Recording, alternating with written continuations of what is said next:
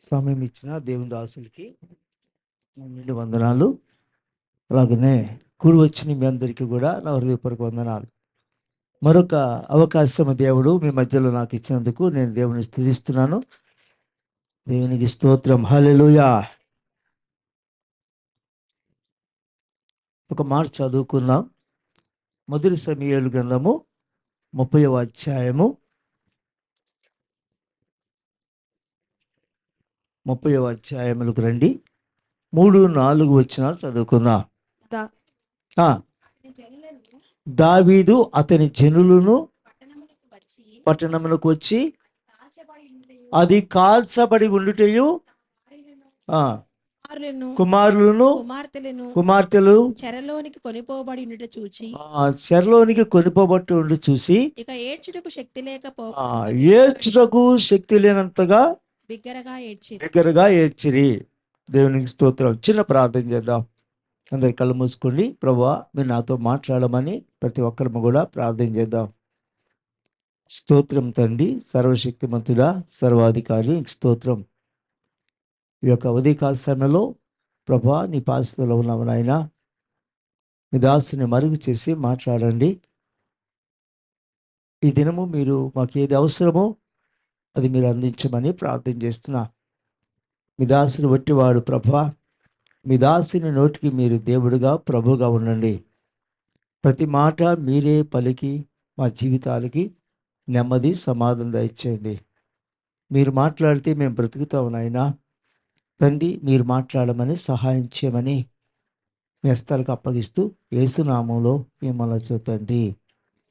చూడండి, ఇక్కడ దావీదు ఎలుగెత్తి ఏడ్చుతా ఉన్నాడు. ఎందుకు? సమస్తము కోల్పోయారు. భార్యలు, పిల్లలు, కుమార్తెలు, కుమారులు, ఆస్తి ఏమీ లేకుండా కోల్పోబడిందని రాయబడతా ఉంది. ఆయనతో పాటుగా అనేక మంది ఉన్నారు.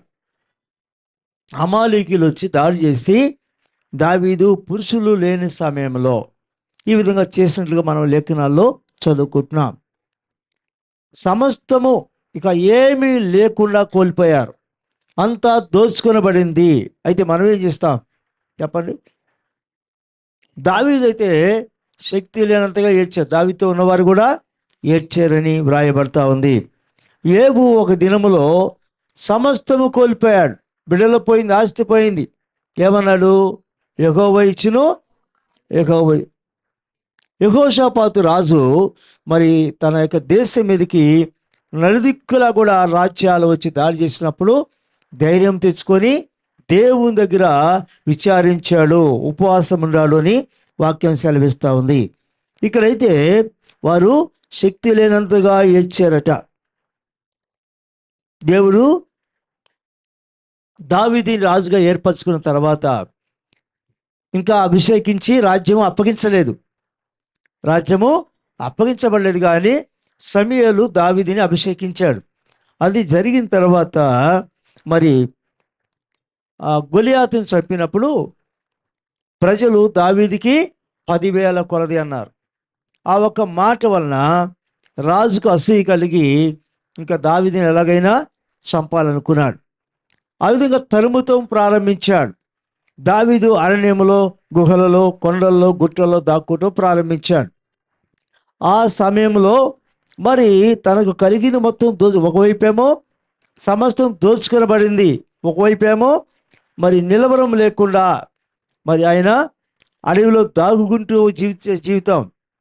మరి రాజు సైన్యాన్ని తీసుకొని తరుముతా ఉన్నాడు. ఏమీ లేదు ఇక ఆయన జీవితంలో. ఒకవైపు అంతా దోచుకొని పోబడింది, ఒకవైపు చంపడానికి రాజు వెంబడిస్తూ ఉన్నాడు. మనమైతే ఏం చేస్తాం? ఆయన శక్తి లేనంతగా ఏడ్చారట. శక్తి లేనంతగా ఏడ్చినట్టుగా వ్రాయబడతా ఉంది. కనుక ఈ యొక్క లేఖన భాగంలో నుంచి ఈ దినము కొన్ని మాటలు మనం నేర్చుకుందాం. ఈ అధ్యాయంలో కొన్ని వచనాలు మనము ధ్యానం చేస్తాం. దావీదు తను పోగొట్టుకున్న వాటిని, దోచుకొని పోయినటువంటి వాటిని ఎలా తిరిగి పొందుకున్నాడు. 18వ చదవండి. అక్కడే ఇలాగున ఇలాగున దావీదు అమాలేకీలు దోచుకొని పోయిన అమాలేకీలు దోచుకొని పోబడిన దానంతటిని అంతటిని తిరిగి తెచ్చుకున్నాడు. మరియు ఆ, అతడు ఆ, తన ఇద్దరు భార్యలను రక్షించెను. ఇద్దరు భార్యల్ని తిరిగి తెచ్చుకున్నాడా? కుమారులేమి కుమారులేమి కుమార్తెలేమి దోపుడు సొమ్మేమి దోపుడు సొమ్మేమి వారు ఎత్తుకొని పోయిన దానంతటిలో అంతటిలో కొద్దిదేమి గొప్పదేమి ఏదియూ తక్కువ కాకుండా ఆమేన్ హల్లెలూయా. కొద్దిదైనా గొప్పదైనా ఏది కూడా తక్కువ కాకుండా దావీదు సమస్తమును రక్షించెను. సమస్తం రక్షించాడు. సమస్తం తిరిగి ఒక గుండు పిన్ను కూడా విడిచిపెట్టలా, అన్ని కూడా తిరిగి తెచ్చుకున్నాడని వాక్యం చెప్తా ఉంది. కనుక దేవుని బిడ్డారా, ఎలా తెచ్చుకున్నాడు? అరణ్యములో, మరి ఎడారి ప్రాంతము, ఆయనకి ఎవరు సహాయం చేసేవాళ్ళు లేరు, అవును కదా.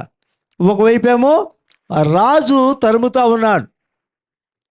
ఇలాంటి స్థితిలో మరి దావీదు ఎలాగా సమస్తమును తిరిగి తెచ్చుకున్నాడు, ఒక్కటి కూడా మిస్ కాకుండా అని లేఖనములు మనం చూస్తే చూడండి, 5-6 వచనం చదువుకుందాం ఇక్కడ.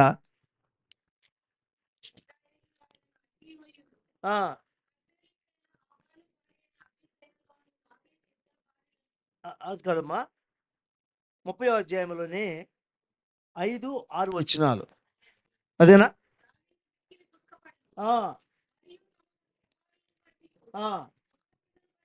6 చదువమ్మా. ఎక్కడ? మొదటి సమయాలు 30వ అధ్యాయం, అదేనా? నేర్చునా?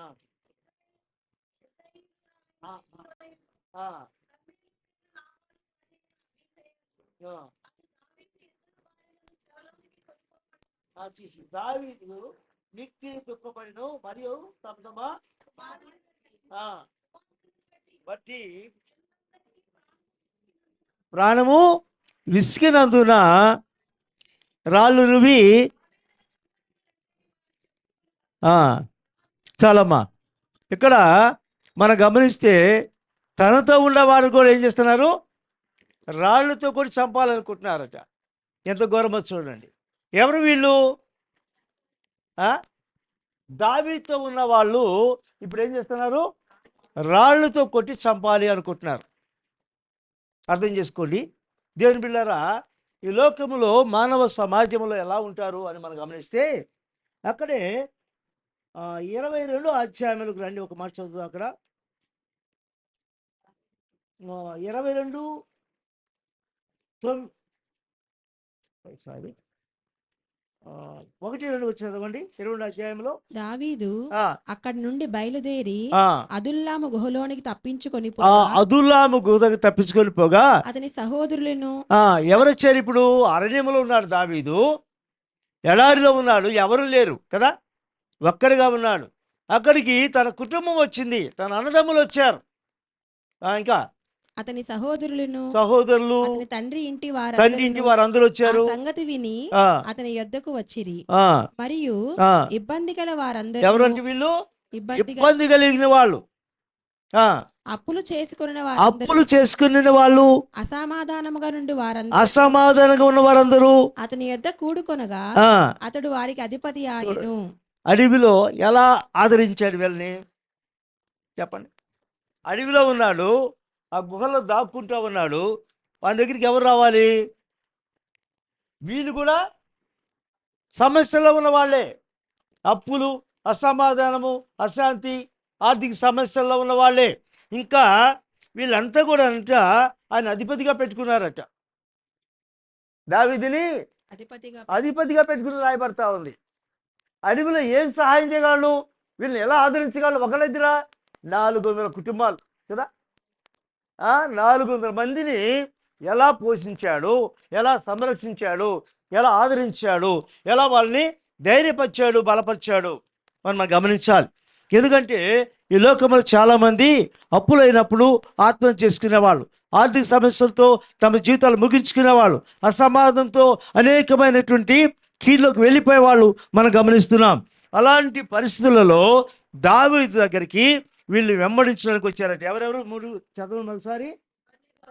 ఇబ్బంది ఉందంటే వాళ్ళకి. అప్పులు ఆ అప్పులు చేసుకున్న వాళ్ళు, అసమాధానముగా నుండి వారందరూ, ఇంకా అసమాధానము, సమాధానం లేదు కుటుంబాల్లో, వాళ్ళు కూడా వచ్చారు.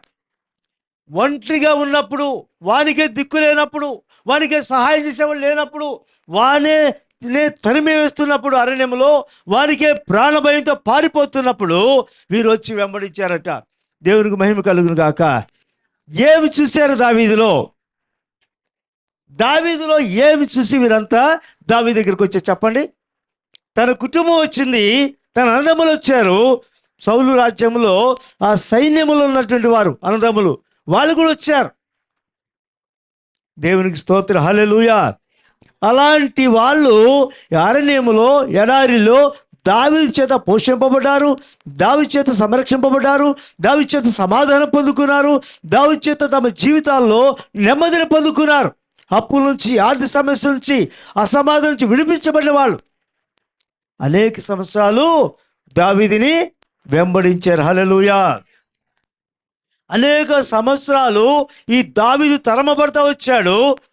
అయినప్పటికీ కూడా మరి వారు ఆయన్ని వెంబడించారు. ఇప్పుడు ఏం చేసి చెప్పండి? వీళ్ళంతా ఈ సమాధానం లేని వాళ్ళు, అప్పుల వాళ్ళు, ఆర్థిక సమస్యలు ఉన్న వాళ్ళు వచ్చి అన్ని విధాలుగా మేలు పొంది ఇప్పుడు ఏం చేస్తారు? రాళ్ళు రుబి సమస్య వచ్చినప్పుడు, కష్టం వచ్చినప్పుడు, తిరిగి అనేకమైనటువంటి పరిస్థితులు ఎదురైనప్పుడు ఎవరైతే ఆదరించారో వాళ్ళనే రాళ్ళు రువి చంపుదాం విసుగు చెందారంట. ఏం చేస్తే విసుగు చెందారు? ఏమైనా ఆయన వాళ్ళకి ఏమైనా కీడు చేశాడా? లేదు కదా. అయినప్పటికీ కూడా వాళ్ళు ప్రాణాలు విసిగినాయి అంట. ఇంత మేలు అనుభవించే అరణ్యంలో కూడా ఇప్పుడు ఏమైంది? ప్రాణాలు విసిగి చెంది రాళ్లతో కూడా చంపాలనుకుంటే ఏం చేస్తాం మనమైతే? మన ప్రక్కన్న వాళ్ళే మనం చంపాలనుకున్నప్పుడు, మన చుట్టూ ఉన్న వాళ్ళే, మన చేత ఆదరింపబడిన వాళ్ళే, మన చేత ప్రేమించబడిన వాళ్ళే, మన చేత మేలు అనుభవించిన వాళ్ళే చంపాలనుకుంటే మనం ఏం చేయగలము చెప్పండి? అర్థం చేసుకోండి దేవుని బిడ్డలారా. దావీదు ఏం చేశాడంట? ఎవరు బట్టి? తన దగ్గర ఉన్నటువంటి 100 మందిని కాదు, ఇంకా ఎవరైనా మెడిచారు చెప్తే చూద్దాము. 9వ చదువుదాం, 30వ అధ్యాయంలోకి రండి. అమ్మా 20లో చదువమ్మా. ఇంకా ఎంతమంది వెంబడించారో? ఎవరున్నారు? ఇంకా ఈ 3 తెగలే కాదు, ఇంకెవరున్నారు? దుర్మార్గులు, ఇంకా పనికిమాలిన వాళ్ళు కూడా ఉంటారట. అర్థమవుతుంది కదా? దుర్మార్గులు ఉంటారు, వీళ్ళు కూడా వచ్చారు అడవిలోకి. ఈ దుర్మార్గులు వచ్చారు, ఈ పనికిమాలిన వాళ్ళు కూడా వచ్చారు. వీళ్ళు కూడా మరి ఆయన దగ్గర ఉపయోగపడ్డారు, మేలు అనుభవించారు. ఇప్పుడైతే రాళ్లతో కుట్టి దావీదు తన దేవుడైనా యెహోవాను బట్టి ధైర్యము తెచ్చుకున్నాడు. హల్లెలూయా. ఎలా వచ్చింది దావీదుకి ధైర్యం? దేవుని బట్టి ధైర్యం తెచ్చుకున్నాడు. ఒకప్పుడు తన జీవితంలో అరణ్యంలో గొర్రెలు కాసుకునేటప్పుడు ఒక దినము సింహం వచ్చింది, దాన్ని చీల్చివేశాడు. ఒక దినము ఎలుగుబంటి వచ్చింది, దాన్ని చీల్చివేశాడు. ఇశ్రాయేలు రాజ్యం మీదకి బలవంతులైన ఫిలిష్తీయుడు ఆ గొలియాతు వచ్చినప్పుడు ఆ రాజే పారిపోతూ ఉన్నాడు. ఆ రాజ్యంలో ఎవరికి నెమ్మది లేదు. అలాంటి సమయంలో దావీదు ఏం చేశాడు? వారి మధ్యకి వెళ్ళి వారి రాజవస్త్రాలు, యుద్ధ వస్త్రాలు ధరించుకోవడానికి కూడా తన దేహం సరిపోలా. అలాంటప్పుడు కూడా దేవుని నామాన్ని బట్టి ధైర్యం తెచ్చుకొని ఒక చిన్న రాతితోనే చంపివేసినవాడు. అలాంటి స్థితిలో నా దేవుడు నన్ను ఆదుకున్నాడు. హల్లెలూయా. చదవండి.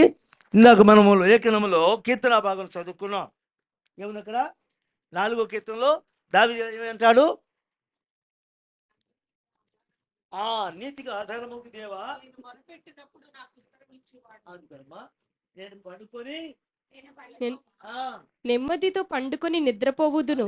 ఏముందంట ఆయనకి? నెమ్మదితో పడుకుంటాడు. నేను ఒంటరిగా నుండినను నీవే నన్ను సురక్షితంగా నివసింపజేయుదు. ఒంటరిగా ఉన్నాడు, నీవే నన్ను సురక్షితంగా. ఏ స్థితిలో ఉన్నాడు చెప్పండి? ఒంటరిగా ఉన్నాడు. ఒంటరిగా అప్పుడు నిద్రపోతాడు. ఒంటరిగా ఉన్నప్పుడు ఎవరున్నారు పక్కలో? చుట్టూ. చదవండి 3వ అధ్యాయంలోకి రండి. కీర్తనలు 5 చదవండి. 5, 6. యెహోవా నాకు ఆధారము, యెహోవా నాకు ఆధారము. కావున నేను పండుకొని నిద్రపోయి మేలుకొందును. చూడండి ఏమన్నాడు ఇప్పుడు, పండుకొని ఊరక పండుకొని అటు ఇటు దుర్లాడి పడక మీద కలవరపడుతూ భయపడుతూ లేడు. ఉన్నాడా? చాలామందికి ఉంటుంది భయము కలవరం, పడుకుంటారు కానీ నిద్రపోరు. నేను నిద్రపోయి మేలుకుంటాను. హల్లెలూయా. ఎందుకు, ఎలా స్థితిలో చెప్పండి, కింద చదవండి. 10,000 మంది దండెత్తి వచ్చిన దేవునికి మహిమ కలుగును గాక. ఒకళ్ళైతురా 10,000 మంది వచ్చిన శత్రువులు చుట్టూ మోహరించిన నేను మాత్రము భయపడను. ఏమన్నాడు? పండుకుంటాను, నిద్రపోతా, మేలుకుంటా, నాకేం భయం లేదు. 10,000 మంది చుట్టూ వచ్చినా సరే నేను భయపడను. ఆమేన్, హల్లెలూయా. ఇలాంటి స్థితి వచ్చింది. ఇప్పుడైతే మరలా ఒకసారి ఏమంటాడు దావీదు, ఎలుగెత్తి ఏడ్చారు, శక్తి లేని విధంగా మారిపోయారు. తన దేవుని నామాన్ని బట్టి ధైర్యం తెచ్చుకున్నాడు. హెబ్రీకర్త అంటాడు 10వ అధ్యాయం 35 వచ్చి చదువుదాం. హెబ్రీ రాసిన పత్రిక 10వ అధ్యాయము. ఏం చేయాలి చెప్పడం? మనం ఇప్పుడు ధైర్యాన్ని విడిచిపెట్టకూడదు. ఆనాడు ఎలుగుబడి చంపినప్పుడు, సింహాన్ని చంపినప్పుడు, గొలియాతుని ఆ యొక్క రాజ్యంలోకి వచ్చిన ప్రతి వారి మీద దాడి చేసినప్పుడు ఎలాంటి ధైర్యం కలిగి ఉన్నాడో ఇప్పుడు కూడా విడిచిపెట్టకుండా ఉండాలి. హల్లెలూయా. దావీదు ఏం చేశాడు? ఆనాటి ధైర్యాన్ని తన సర్వస్వము కోల్పోయినప్పటికీ కూడా, తనతో ఉన్న వాళ్ళే తన రాళ్ళతో కూడా చంపాలనుకున్నప్పుడు కూడా ఏం చేశాడు? ధైర్యాన్ని కోల్పోలేదు. హల్లెలూయా. మనము కూడా మన చుట్టూ పరిస్థితులు ప్రతికూలంగా ఉన్నప్పుడు ధైర్యాన్ని కోల్పోకూడదు. హల్లెలూయా. ధైర్యాన్ని గట్టిగా పట్టుకోవాలి. అదే ధైర్యమును కొనసాగించాలి. ఏ స్థితిలోనైనా సరే ఆ ధైర్యము మనతో ఉండాలి. హల్లెలూయా. దానికి ఏమైంది? గొప్ప బహుమానము. హల్లెలూయా. గొప్ప బహుమానం వస్తుంది. దావీదు జీవితంలో అదే జరిగింది. గొప్ప బహుమానం పొందుకున్నాడు. కోల్పోయినంత కూడా తిరిగి ఒక్కడి కూడా, చిన్నదైనా అది పెద్దది, ఏదైనా సరే విడిచిపెట్ల, సంపూర్ణంగా తెచ్చుకున్నాడు. అంతేకాకుండా వారి ఆస్తి కూడా తెచ్చుకున్నాడు. ఎవరైతే దోచుకున్నారో వారికి ఏముందో అది కూడా తెచ్చేసుకున్నాడు. అలాగా దేవుడు ఆశీర్వదించాడు. కనుక దేవుని బిడ్డలారా, మన జీవితాల్లో కూడా ఎలాంటివి ఎదురవుతాయి, ఎలాంటి పరిస్థితులు మనకు కూడా వస్తూ ఉంటాయి. మనతో ఉన్న వాళ్ళు కూడా ఎలాంటి వాళ్ళు ఉంటారు?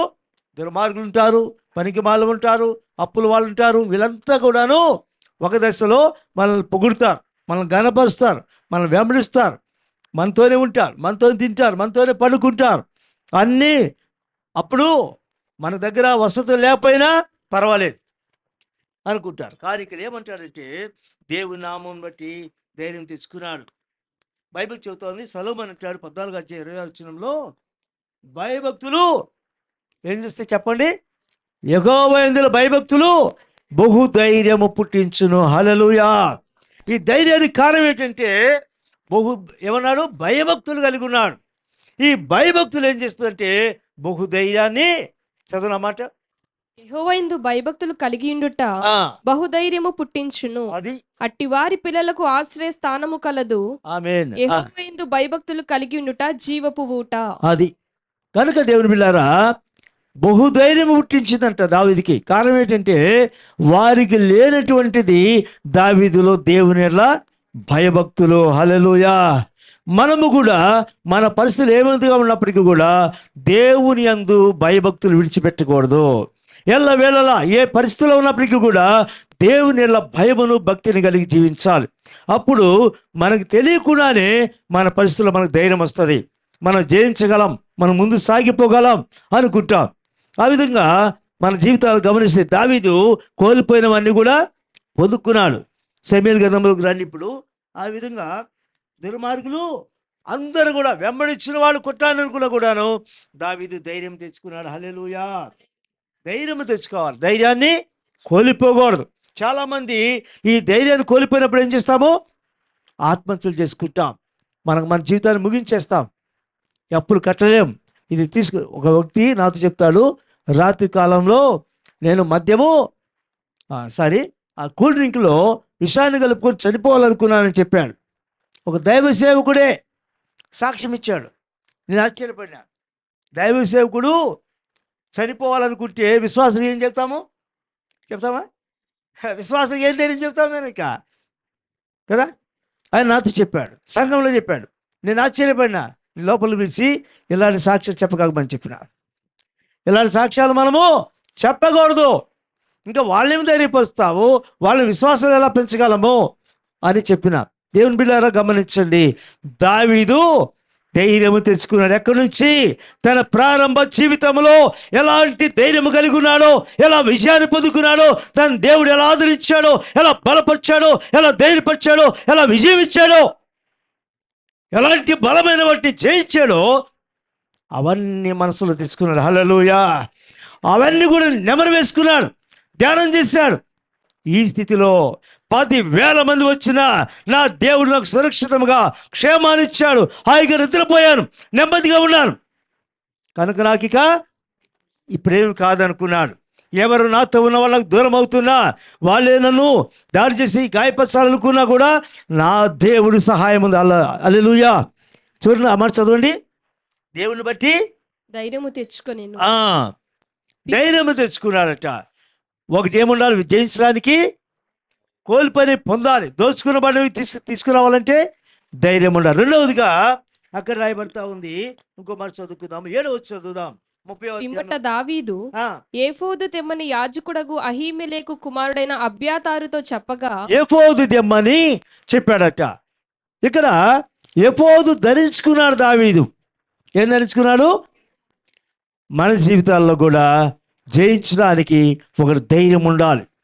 పోగొట్టుకున్నది, సాతాను దోచుకున్న దాన్ని తిరిగి పొందుకోవడానికి ధైర్యం ఉండాలి. ఇక్కడ దావీదు రెండో పని ఏం చేశాడు? ఏఫోదు ధరించాడు. ఏఫోదు అనగా దేవుని వాక్యమును ధరించుకోవాలి. హల్లెలూయా. ఏం ధరించుకోవాలి? దేవుని వాక్యాన్ని ధరించుకోవాలి. మన హృదయాల్లో బైబిల్ చెబుతా ఉంది, చూడండి. ఎఫెసీ గ్రంథంలో 6వ అధ్యాయం 17వ వచనంలో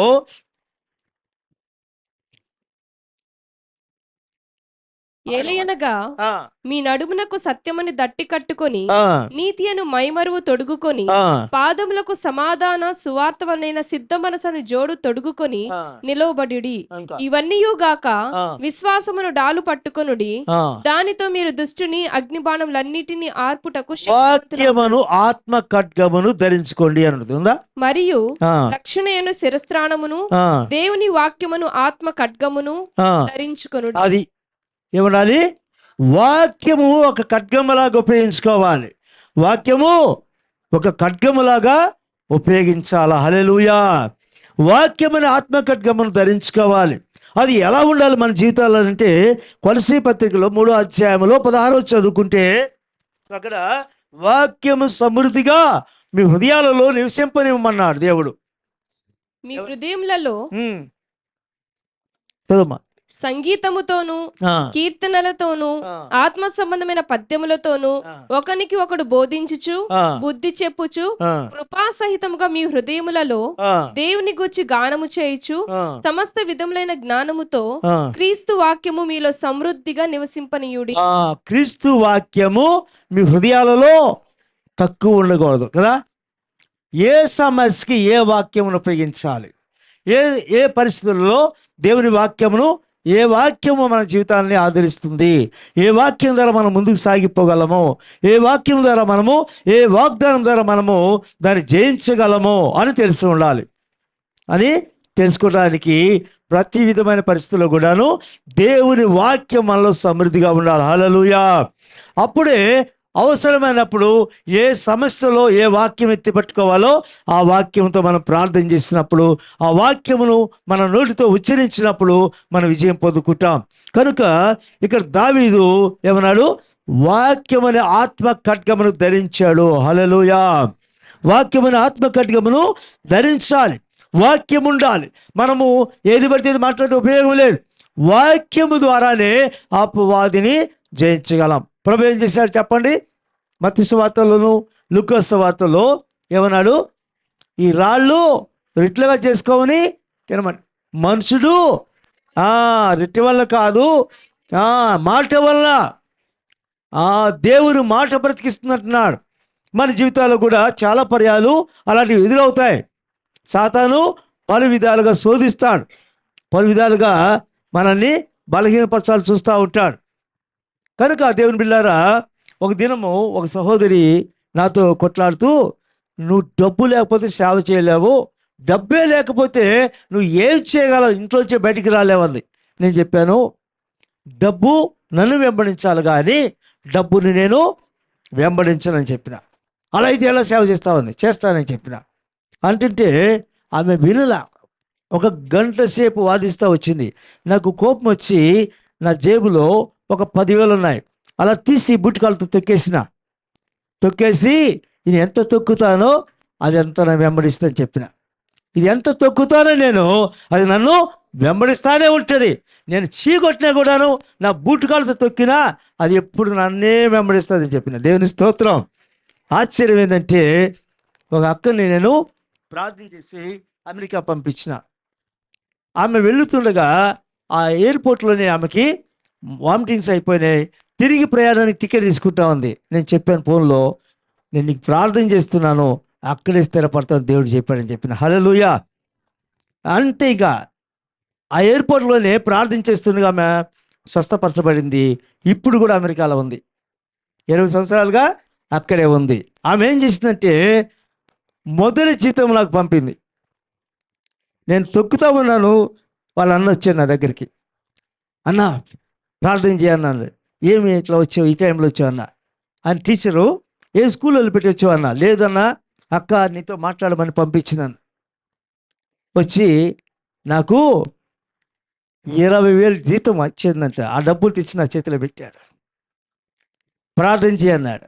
చూసావా అన్న. నేను ఆమె అక్కడే ఉంది. ఆమె కూడా నేను తొక్కాను, 10 తొక్కితే 20 వచ్చింది చూసుకోని చెప్పిన. నేను తొక్కింది 10,000. నా దగ్గరికి ఎన్ని వచ్చినాయి? ఎక్కడి నుంచి వచ్చింది? సముద్రం అవతల కొన్ని 100 కిలోమీటర్ దూరం నుంచి నన్ను వెంబడించడానికి వచ్చింది చెప్పిన. నేను చీకొట్టినది నన్ను ప్రేమిస్తానే ఉంటుందని చెప్పిన. నేనంటే దానికి ఎంతో ఇష్టం అని చెప్పిన. దేవుని స్తోత్రం.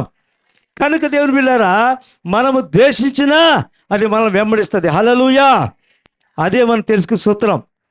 ఇక్కడ ఆ మాట చెప్పగానే ఆమె అంతే సిగ్గుతో వెళ్ళిపోయింది నా దగ్గర నుంచి. అంతే, ఇంకేం మాట్లాడాల. ఎందుకు చెప్తున్నానంటే, దేవుని బిడ్డలారా, దేవుని సమ్ముఖంలో వాక్యం చెప్తా ఉంది. దేవుని వాక్యమును ఆధారం చేసుకోవాలి. వాక్యమునే ఖడ్గము ధరించాలి. హల్లెలూయా. ఆ వాక్యమును మన జీవితంలో సమృద్ధి కలిగి ఉంటే అన్ని సమృద్ధిగా ఉంటాయి. హల్లెలూయా. అన్ని సమృద్ధిగా ఉంటాయి. మనకి ఏది తక్కువ కాకుండా దేవుడు కాపాడుకుంటాడు. కనుకనే దావీదుకు ఆయుధం ఏమిటంటే, సాతాను చేత దోచుకొనబడింది ప్రతి ఒక్కటి తిరిగి తీసుకురావాలనుకుంటే ఒకటి ధైర్యం ఉండాలి, రెండోది వాక్యం ఉండాలి. హల్లెలూయా. వాక్యమును ధరించుకున్నాడు, ఒక ఆయుధముగా చేసుకున్నాడు. దాన్ని జయించడానికి, దాన్ని పూర్తిగా నాశనం చేయడానికి దేవుని సముఖంలో వాక్యమును ఆయుధముగా ధరించాడని రాయబడతా ఉంది. ఇంకా మూడవదిగా చూడండి, నేను ఈ దండును తరిమిన 8 వచ్చి చదువుకున్నా. దాన్ని కలుసుకొందునా అని యెహోవా యొద్ద దావీదు విచారణ చేయగా. ఏమన్నాడు? నేను ఈ దండును తరిమితే కలుసుకుంటానా ప్రభువా, జయిస్తానా, నాకు అప్పగిస్తావా? దేవుని యొద్ద విచారించాడు, దేవుని దగ్గర ప్రార్థన చేశాడు అనే వాక్యం చెప్తా ఉంది. దేవుని బిడ్డలారా, చాలా పర్యాయాలు మనం ఇది ఒక్కటే మర్చిపోతాం. అన్నీ చేస్తాం కానీ ప్రార్థన మాత్రమే చేయం. ప్రార్థన చేయం, అదొక్కటే మిస్ చేస్తాం. ముందు దేవుని యొద్ద విచారించేటువంటి మనసు మనకి ఉండదు. యెహోషాపాతు రాజు దేవుని యొద్ద భయపడంట, దేవుని యొద్ద విచారం చేశాడట.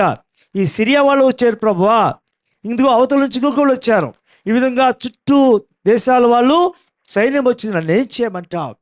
దేవుని యొద్ద విచారం చేసి చాలామంది భక్తుల జీవితాల్లో దేవుని యొద్ద విచారించారు. దావీదు కూడా ప్రభు దగ్గర ప్రార్థన చేశాడు. ప్రార్థన చేసి ప్రభు దగ్గర ఆ కోల్పోయింది, ఆ దోచుకొనబడింది సంపూర్ణంగా తెచ్చుకోగలిగాడు. హల్లెలూయా.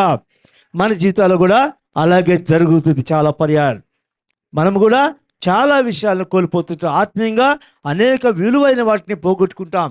దేవుని దగ్గర విచారించాలి, దేవుని దగ్గర ప్రార్థన చేయాలి, దేవుని అడగాలి, ప్రభువా ఎందుకు ఇలా జరిగింది నా జీవితంలో. కుటుంబాల్లో మనం గమనిస్తే చాలా కుటుంబాలలో బిడ్డల ద్వారా సమస్యలు వస్తుంటాయి, భార్య భర్తల ద్వారా సమస్యలు ఉంటాయి. ఇవన్నిటికీ కూడా దేవుని దగ్గర విచారించాలి. హల్లెలూయా. ఒక ఆమె మా అమ్మగారికి ఫ్రెండ్, ఆమె టీచరు. ఒక దినము చాలా భక్తిపరాలు, చిన్నపిల్లలు మనవల్ని కూడా బంగారపు రింగులు చైన్స్ పోయినాయి. అప్పుడు నేను లోకంలో జీవించేవాడిని, దేవుని నమ్ముకోలే. అప్పుడు వచ్చేది మా ఇంటికి వచ్చి మాట్లాడేది. ఆమె ఏం చెప్తుందంటే, ఏమైందో తెలియలేదయ్యా, ఎలా పోయినావో తెలియలేదు అని విచారించేది. నేను చెప్పేవాడిని, నేను తెస్తాలేమని చెప్పేవాడిని, నేను తెస్తానని చెప్పేవాడిని. ఎందుకని? వాళ్ళ భర్త తాగుతాడు, ఎక్కడ పెట్టి తాగాడో తెలుసు నాకు. అర్థమైందా? లోకములు ఉన్నప్పుడు అలాగా, దేవుళ్ళలోకి వచ్చినప్పుడు దేవుని దగ్గర విచారణ చేయాల, దేవుని దగ్గర విచారణ చేయాలి. కనుక ప్రియులరా, దావీదు విచారించాడు, ప్రార్థన చేశాడు, ప్రభువా వెళ్ళేదనా వద్దా? దావీదు ప్రతి సందర్భంలో కూడా ప్రభువుని అడుగుతాడు, పలానా దేశం మీదకి, పలానా రాజు మీదకి యుద్ధాన్ని పొమ్మంటావా వద్దంటావా?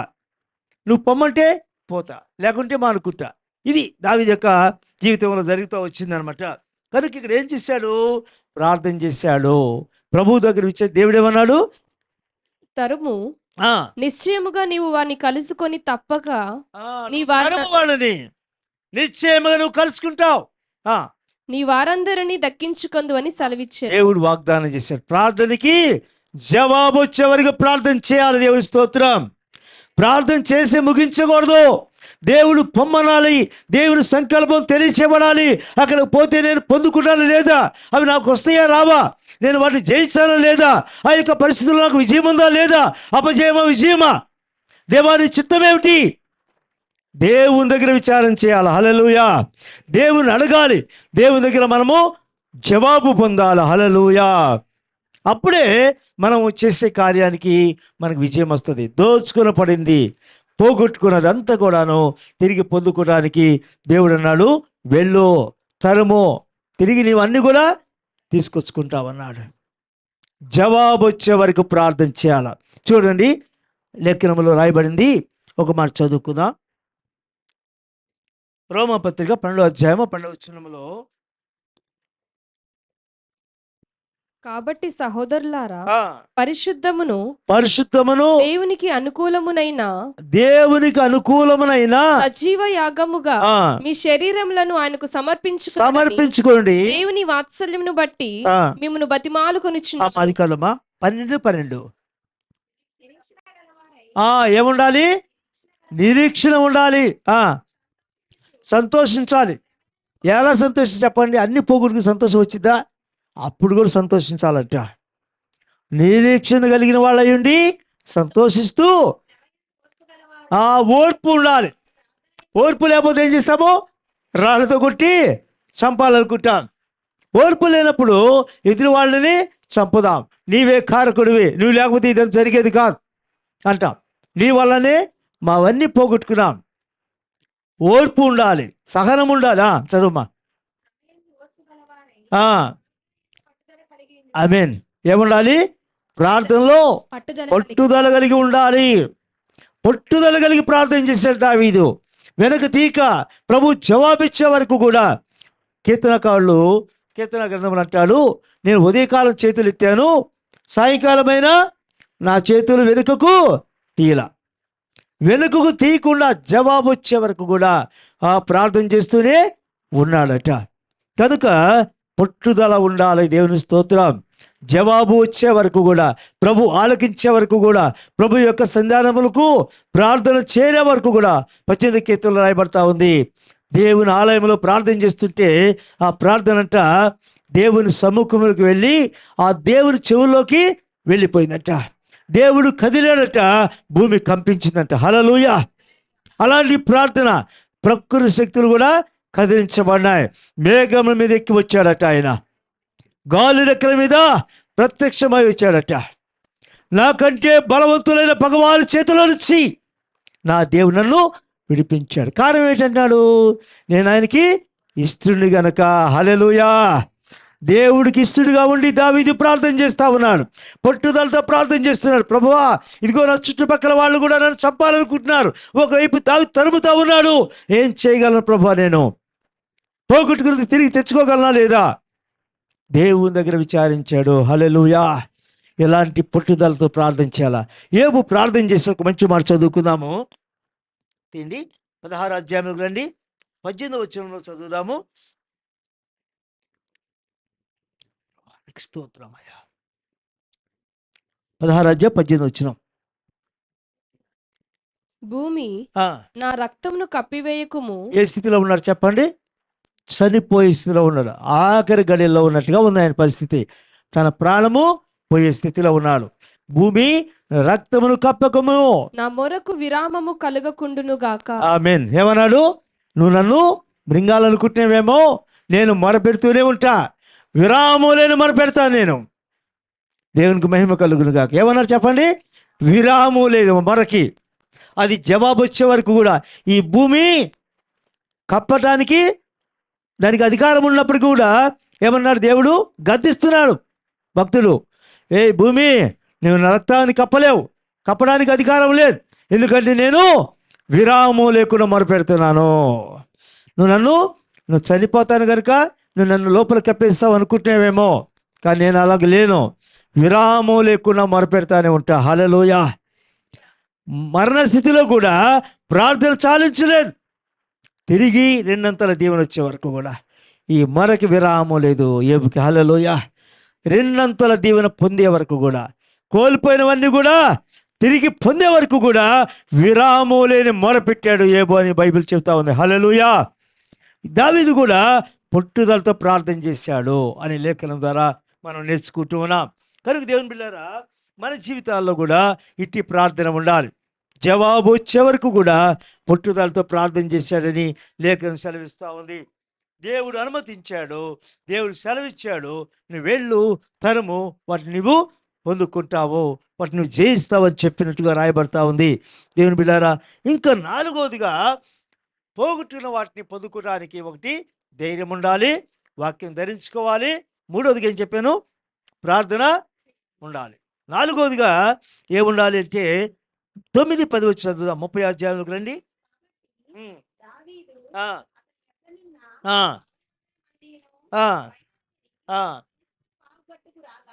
చాలమ్మా. ఇక్కడ దావీదుని ఒక గుంపు వెంబడిస్తూ ఉంది. హల్లెలూయా. దావీదుని ఎవరు వెంబడిస్తున్నారు? ఒక గుంపు వారు వెంబడిస్తూ ఉన్నారు. ఇక్కడ ఈ గుంపు అంటే దేవుని సంఘము. ఒక వ్యక్తి జయించడానికి, ఒక విశ్వాసి జయించడానికి ఎవరు తోడ్పడేవాలి? దేవుని సంఘం ఉండాలి. హల్లెలూయా. దేవుని సంఘము వెంబడించాలి. ఒక విశ్వాసి కలిగిన సమస్యల్లో దేవుని సంఘము వెంబడించినప్పుడు వారికి విజయం వస్తుంది అని లేఖనం సెలవిస్తూ ఉంది. దేవుని సంఘములో అంటుకట్టబడి ఉండాలి. గురువారం వచ్చేది కాదు, ఆదివారం మిస్ అయ్యేది కాదు, ఆదివారం వచ్చే శనివారం రాకుండేది కాదు. అర్థమైందా? 7 వారానికి 7 రోజులు ఉంటే వారంలో ఒక్కొక్క రోజు ఒక చర్చికి 10 మంది కదా. బైబిల్ స్టడీకి ఒకసారికి, ఉపవాస కొడుకు ఒకసారికి, హీలింగ్ ప్రేయర్కి ఒకసారికి, ఆరాధనకు ఒకసారికి, ఇలా పోతూ ఉంటారు. మరి మారు మనసు ఉండదు, సరైన బాప్తిసం ఉండదు, సరైన రక్షణ అనుభవం ఉండదు, సరైన సహవాసం ఉండదు. ఇక్కడ రాయబడతా ఉంది, దేవుని సంఘములో అంటుకట్టబడి ఉండాలి. దేవుని స్తోత్రం. నీవు అంటుకట్టబడితే నీకు కలిగేటువంటి వాటిలో నీకు విజయం ఉంది. నువ్వు ఏం పోగొట్టుకున్నావో దాన్ని పొందుకోవడానికి నిన్ను వెంబడించేటువంటి ఈ గుంపు నీ కొరకాయ చేతులు ఎత్తుంది. హల్లెలూయా. నీ కొరకాయ సపోర్ట్ చేస్తారు, నిన్ను ఆదుకుంటారు, నిన్ను సంరక్షిస్తారు, నీ విషయంలో బాధ్యత కలిగి ఉంటారు. దావీదు చూస్తే చూడండి, ఒక మాట అపోస్తల కార్యక్రమం రండి, ఒక మాట చదువుకుందాము. 12వ అధ్యాయంలోకి రండి, 5వ వచనము 12వ వచనం. కాదమ్మా, 12వ అధ్యాయము 5వ వచనం. పేతురు చెరసాలలో ఉంచబడి సంఘమైతే అతని కొరకు అత్యాశక్తితో దేవునికి ప్రార్థించుచుండెను. అత్యాశక్తి. పేతురు ఎవరున్నారు? ఒక గుంపు ఉంది. దేవుని స్తోత్రం. పేతురు వెంబడించిన ఒక గుంపు ఉంది. ఈ గుంపు ఏం చేస్తా ఉంది? పేతురికి సమస్య వచ్చింది, శిరసాల్లో బంధించబడ్డాడు, నిస్సహాయస్థితిలో ఉన్నాడు, చుట్టూ శత్రువులు ఉన్నారు, సైన్యం ఉంది, కాపలా ఉన్నారు, తప్పించుకొని రాలేడు. ఏం చేసి సంఘం ఏం చేసింది? అత్యాసక్తితో ప్రార్థన చేసింది. ఒక 2 చేతులు బంధిస్తే 100 చేతులు పైకి ఎత్తినాయి కదా. ఆయుధం పట్టుకున్నాయి, ప్రార్థన అనే ఆయుధము, వాక్యముతో కూడిన ప్రార్థన, విజ్ఞాపన, మొరలకు విరామం లేకుండా చేస్తూ వచ్చారు. అర్ధరాత్రి అయినా పగలైనా ఎప్పుడైనా సరే ఆ సేవకుడు విడిపించబడాలి. హల్లెలూయా. మా సహోదరుడు బయటికి రావాలి, కోల్పోయింది పొందాలి. దేవునికి మహిమ కలుగును గాక. ఇంకా 12 చదవండి, అక్కడ రాయబడిన మాట. 12 వచ్చిన కూడా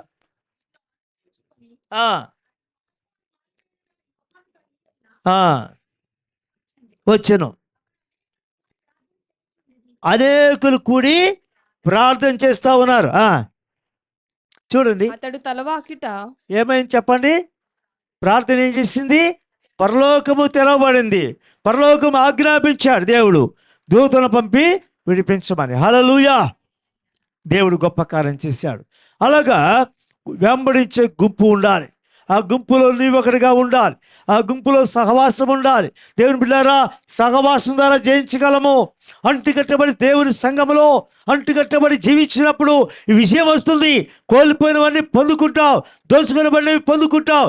నిన్ను వెంబడించే ఒక గుంపు ఉండాలి. హల్లెలూయా. నిన్ను వెంబడించే ఒక గుంపును సంపాదించుకోవాలి, అప్పుడే విజయం వస్తుందని లేఖనం ద్వారా మనం నేర్చుకుంటున్నాం. హల్లెలూయా. హెబ్రీ పత్రికలోకి రండి, ఒక మాట చదువు, 10వ అధ్యాయం రండి, 24, 25 చదువుకుందాం. కొందరు మానుకొనుచున్నట్లుగా సమాజముగా కూడుట మానక ఒకనినొకడు హెచ్చరించుచు ఆ దినము సమీపించుట మీరు చూచిన కొలది మరి ఎక్కువగా అలాగూ చేయొచ్చు, మరి ఎక్కువగా ప్రార్థన చేస్తా ఉండండి అన్నాడు. క్రీస్తు రాకడ సమీపిస్తున్న కొలది దేవుని బిడ్డారా, ఆ గుంపు లేకపోతే ఎక్కువ కూడుకుంటారమ్మా? గుంపు లేకపోతే ఎక్కడ కూడుకుంటాం కదా. గుంపులో కలిసి ఉండాలి, దేవులో ఐక్యత కలిగి ఉండాలి. దేవుని స్తోత్రం. కనుక వాళ్ళు ప్రార్థన చేశారు. ఇక్కడ మనం గమనిస్తే ఒక గుంపుని కలిగి ఉన్నాడు దావీదు. హల్లెలూయా. అరణ్యములో కూడా గుంపు కలిగి ఉన్నాడు.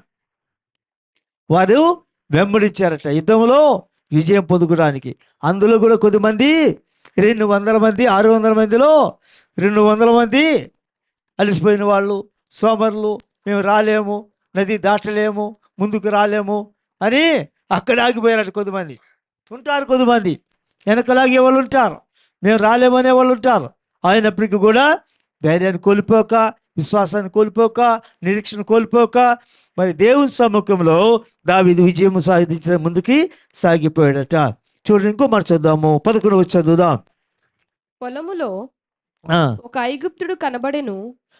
వారు దావీదు నొద్దకు వాని తోడుకుని వచ్చి వాడు 3 రాత్రింపగలు చదువు అన్నపానములేమియూ పుచ్చుకొనలేదని తెలుసుకొని వానికి భోజనము పెట్టి దాహమిచ్చి అంజురపు అడలోని ముక్కను 2 ద్రాక్ష గెలలను వానికిచ్చిరి. వానికి ఎలా ఉంది? కొన్ని దినాలుగా ఆహారము లేదు, భోజనం లేకుండా ఉన్నాడు.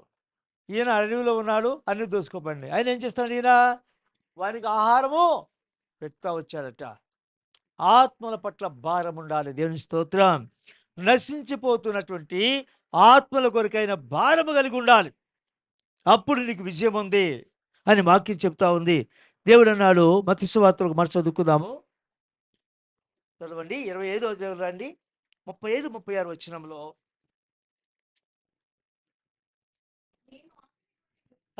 మీరు నాకు భోజనము పెట్టితిరి. ఏమన్నారు?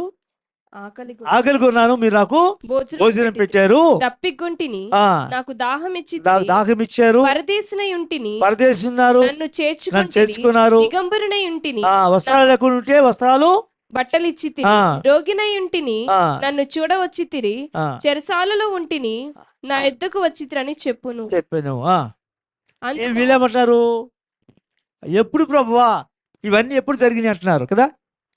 అందుకు నీతిమంతులు, ప్రభువా ఎప్పుడు నీవు ఆకలిగొని ఇండుట చూచి ఆహారం ఇచ్చితిమి, నీవు దప్పికొని ఇండుట చూచి ఎప్పుడు దాహం ఇచ్చితిమి, ఎప్పుడు పరదేశివ ఇండుట చూచి నిన్ను చేర్చుకొంటిమి, దిగంబరివై ఉండుట చూచి బట్టలిచ్చితిమి, ఆ, ఎప్పుడు రోగివై ఉండుటైనను చెరసాలలో ఉండుటైనను చూచి నీ యొద్దకు వచ్చితిమని ఆయనను అడిగెదరు. ఆ.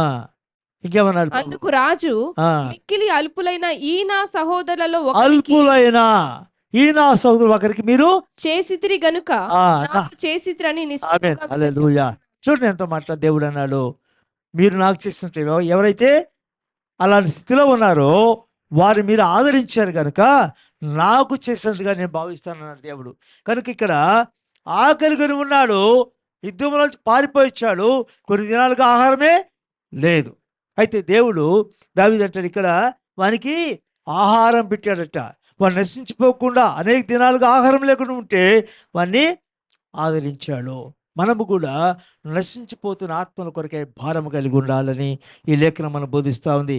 విజయానికి కారణం ఏంటంటే దేవుని నామాన్ని పరిగించాలా, ఆత్మల కొరకైన భారము కలిగి ఉండాలా, సువార్త పఠించే వాళ్ళముగా ఉండాలి. అప్పుడే మనము పోగొట్టుకున్న వాటిని తిరిగి పొందుకుంటామని లేఖనంలో మనం నేర్చుకుంటాం. చివరిగా ఇంకో మాట చూద్దాము. 12 వచ్చింది రండి, 30వ అధ్యాయంలోకి. వారు భోజనము చేసిన తరువాత ఆ, వాని ప్రాణము తెప్పరిల్లగా తెప్పరిల్లగా దావీదు, ఆ, నీవు ఏ దేశపు వాడవు, నువ్వు ఏ దేశపు వాడవు నుండి వచ్చితివని అడిగాడా? వానిని అడిగాను. ఎవరివి, ఎక్కడి నుంచి వచ్చావు, ఏం కావాలి ఏమని అడిగాడా? ఏమి క్వశ్చన్ లేదు. వాడికి భోజనం పెట్టాడట, వాడికి ఆహారము పెట్టాడు. ఇంకేమన్నాడు? అందుకు వాడు, నేను ఐగుప్తుయుడనై పుట్టి అమాలేక్యుడైన ఒకనికి దాసుడనై తిని 3 దినముల క్రిందట నేను కాయిలా పడగా నా యజమానుడు నన్ను విడిచిపెట్టిపోయాను. మేము దండెత్తి కెరేతీయుల దక్షిణ దేశమునకు యూదా దేశమునకును కాలేబు దక్షిణ దేశమునకును వచ్చి వాటిని దోచుకొని 16 వచ్చదమ్మా.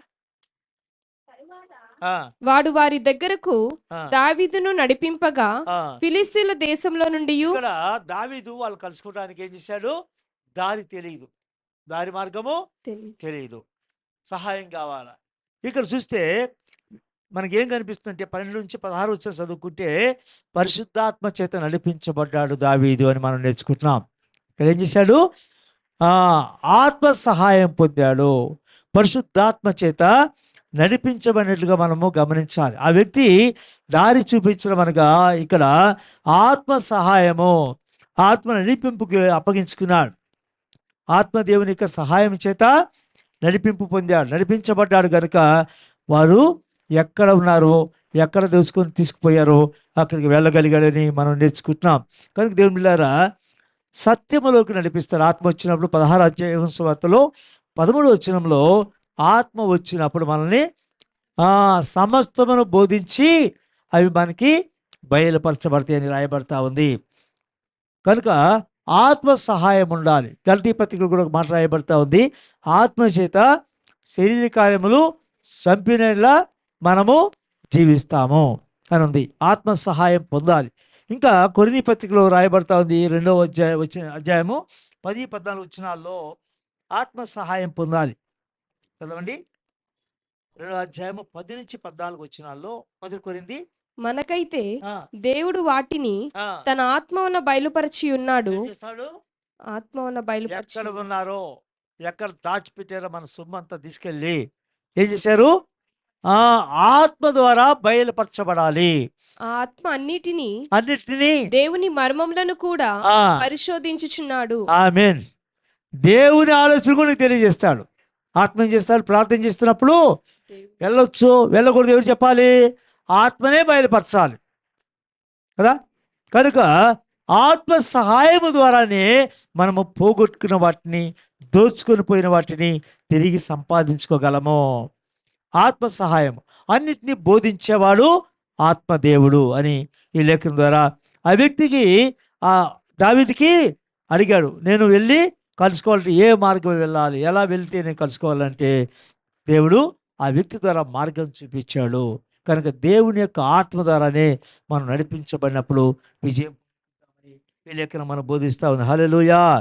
చివరిగా చూడండి 17-18 వచ్చిన చదువుకుందాము. చదువుమా. ఇలాగూ దావీదు వారిని హతము చేసెను. అమ్మ చదవండి. దావీదు సంగతిని గ్రహించి ఆ, సంధ్యవేళ మొదలుకొని ఆ, మరునాటి సాయంత్రం వరకు ఆ, వారిని హతము చేయుచుండగా ఆ, ఒంటెల మీద ఎక్కి ఆ, పారిపోయిన ఉమ్, 400 మంది యవనులు తప్ప ఆ. తప్పించుకుని వాడు ఒకడునూ లేకపోయాను. ఒక్కడు లేడు, అందరిని చంపేశాడట. అక్కడ ఉన్న వాళ్ళు అందరిని కూడా హతము చేసెను. పాత నిబంధనలో దేవుని బిళ్ళరా దావీదు అమాలేకీయులైన శత్రువులను చంపినట్టుగా హతము చేసినట్టుగా మనం రాయబడుతుంది. కొత్త నిబంధనలో మనం ఎవరిని చంపాలి జయించాలంటే, చివరి మాట, పాత నిబంధనలో దావీదు అమాలేకీయులను హతము చేశాడు, మరి పోగొట్టుకున్నది తిరిగి తెచ్చుకున్నాడు. మనం ఎవరిని చంపితే మనం జయిస్తాము.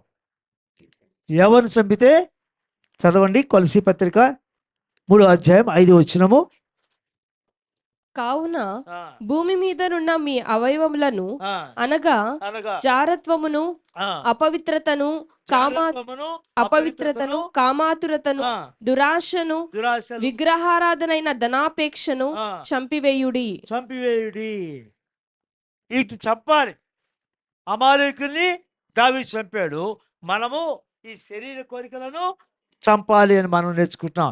ఎలా చంపాలన్నాడు, ఎలా చంపాలి చెప్పే మనము చెప్పండి. గలతీ పత్రికలోకి రండి, అక్కడ ఇందులో చదువుకున్న మాటలోకి 16వ వచనము 5వ అధ్యాయంలోకి రండి.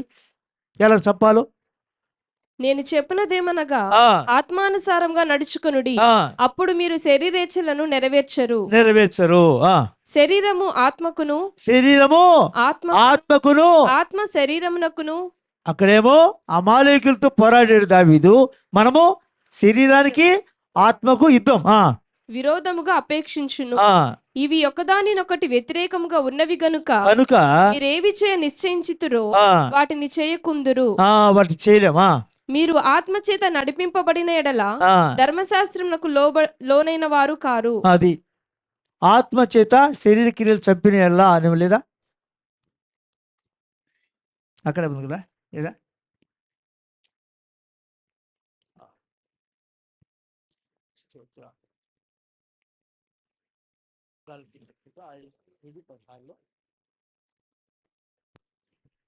శరీర క్రియలను నెరవేర్చరు.